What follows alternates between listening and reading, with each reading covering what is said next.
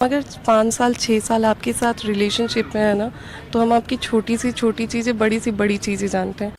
मैंने अपने माँ बाप की कसम खाई, भगवान कसम खाया, भाई की कसम खाई। इतना गिरा हुआ तो कोई बाप हो ही नहीं सकता है।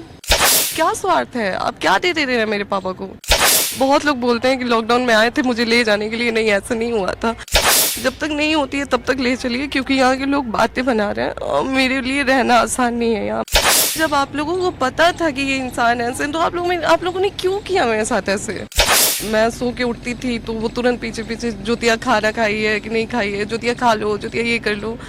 था, अम्मा का नेचर बहुत अच्छा था।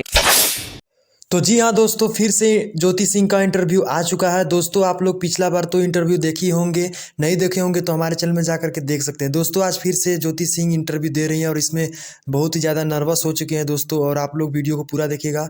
आप लोग को कैसा लगा आप लोग कमेंट में ज़रूर बताइएगा। ज्योति सिंह ने किया क्या? उनका वो था कि नहीं, मैं शादी नहीं कर सकता हूँ, मैं हीरोइन से शादी नहीं कर सकता हूँ, जो भी उनकी मानसिकता रही हो ये सोच के।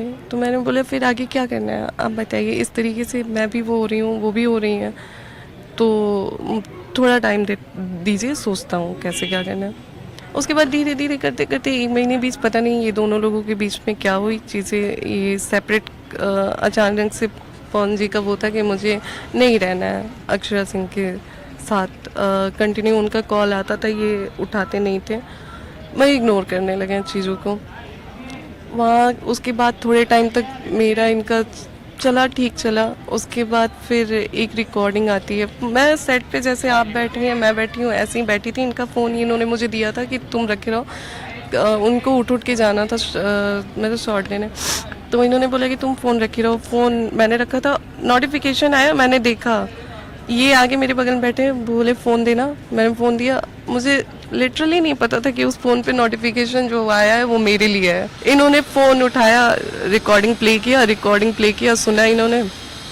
रिकॉर्डिंग में था कि ज्योति सिंह के बॉयफ्रेंड हैं, ज्योति सिंह के यहाँ वहाँ ऐसे अफेयर्स हैं, ये वो। तो ये किसने ये र्यूमर फैलाया? किसको तकलीफ हो सकती है हमारी शादी से?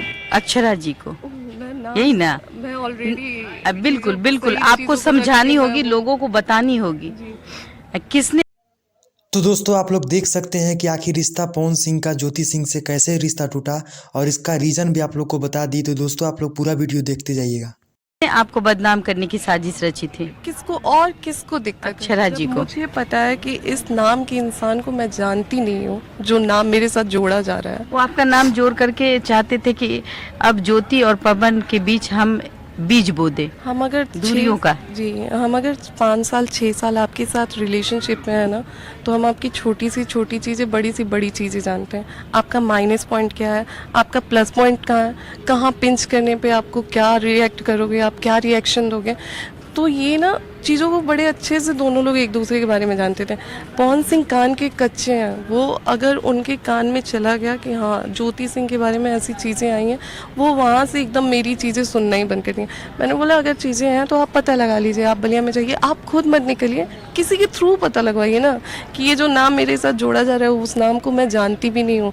मैंने अपने माँ बाप की कसम खाई, भगवान कसम खाया, भाई की कसम खाई, कि जिसकी कसम मंदिर में ले चल के कसम खिलवा लीजिए, इस नाम के इंसान को मैं जानती तक नहीं हूँ जो मेरे साथ जोड़ा जा रहा है। बाकी आप अगर चाहें तो आपका 2 मिनट का काम है, आप पता लगवा सकते हैं, आप लगवा लीजिए। उनका था कि आपने पैर भी पकड़े होंगे। जी, मैं बहुत रोई थी उस टाइम, क्योंकि मुझे समझ में नहीं आ रहा था कि आपको बेवजह ब्लेम किया जा रहा है। फिर चीज़ों को लेके डेली डेली इस चीज़ को टॉर्चर आप किए